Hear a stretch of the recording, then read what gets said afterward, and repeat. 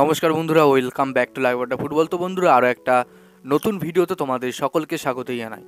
বন্ধুরা, ভিডিওটা শুরু করার আগে তোমাদের কাছে একটাই অনুরোধ, সেটা হচ্ছে যে আমাদের এই চ্যানেলে যারা প্রথমবার তারা কিন্তু অবশ্যই আমাদের এই চ্যানেলটাকে সাবস্ক্রাইব করে পাশে থাকা বেল আইকনটি অল করে রাখবে, যাতে সবার প্রথমে এরকম খেলার আপডেট তোমাদের কাছে পৌঁছে যায়।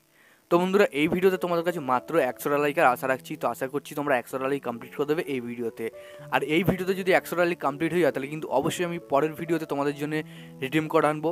এবং অনেকেই বলছে আমি রিডিম কোড পাচ্ছি না। তো দাদা, আমি একটাই কথা বলি, ভিডিওর প্রথম যত পারো ভিডিও সবসময় আগে দেখতে আসবে, এবং সবার আগে যখন রিডিম কোডটা তুমি করবে তখন কিন্তু রিডিম হবে।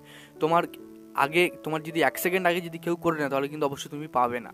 তো সবার আগে করার চেষ্টা করো এবং ভিডিওটা পুরোটা দেখার চেষ্টা করো, তার জন্যই কিন্তু তুমি পাবে, না হলে পাবে না। তো আগের দিন একটা প্রাইসের কথা বলেছিলাম, যে যারা প্রেডিকশন ঠিক করবে মোহনবাগান ইস্ট বেঙ্গল ম্যাচে, তো তাদেরকে কিন্তু তাদের জন্য কিছু প্রাইজ আছে। তো 3জন ঠিক বলেছিল, কালকের ভিডিওতে আমি তাদের নাম শাউট আউট করেছি। এবং 3জন যারা প্রাইজ পাওনি তারা কিন্তু এখনও আমার ফেসবুক পেজে মেসেজ করোনি, তারা যাও গিয়ে আমার ফেসবুক পেজে মেসেজ করো, তাদের জন্য কিন্তু প্রাইজ কিছু আছে। তো তাড়াতাড়ি যাও গিয়ে মেসেজ করো। তো আজকে মেন খবরে আসি। তো মেন খবরে আসতে গেলে সবার প্রথমে যে আপডেটটা নিয়ে কথা বলি, সেটা কিন্তু মোহনবাগান ক্লাবকে নিয়ে।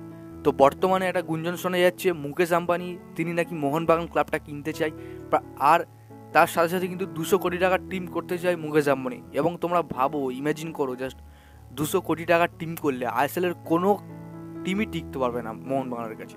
200 কোটি টাকার টিম মানে কি, প্রত্যেকটা দলে ভালো ভালো প্লেয়ার থাকবে, যথেষ্ট ভালো কোয়ালিটির প্লেয়ার থাকবে, ইন্ডিয়ান প্লেয়ার থাকবে, তার সাথে কিন্তু আরও বেশি হাই প্রাইজের প্লেয়ার থাকবে মোহনবাগানে। অর্থাৎ মানে 30-40 এরম কোটি টাকার প্লেয়ার থাকবে মোহনবাগান সুপার জায়ান্টসে। তো তোমাদের কি মনে হয়? এবার আর একটা দিক থেকে শোনা যাচ্ছে যে মুকেশ আম্বানি এবং সঞ্জীব গোয়েঙ্কা তারা দুজন নাকি শেয়ারে চালাবে এই ক্লাবটা। তো এই খবরটা বেরিয়ে আসছে, তবে এই খবরে এখনও কোনো বিশ্বস্ত বা অফিসিয়াল সোর্স থেকে পাওয়া হয়নি, জাস্ট একটা অন্যান্য মানে সাইট থেকে খবরটা পাওয়া গেছে। তো তোমাদের কি মনে হয়, এই যে কাজটা এটা যদি সত্যি হয়ে যায়, তাহলে তোমাদের কি মনে হয় মোহনবাগান টিম কি আরও শক্তিশালী হবে? তো তোমাদের মতামতটা অবশ্যই তোমরা কিন্তু কমেন্ট বক্সে জানিয়ে দিও। এরপরে আসি লিস্টন কলসকে নিয়ে।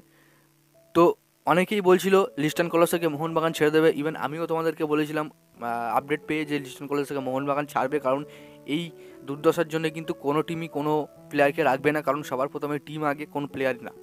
তো সেক্ষেত্রে শোনা যাচ্ছিল মোহনবাগান ম্যানেজমেন্ট নাকি লিস্টন কলসকে ছেড়ে দেবে।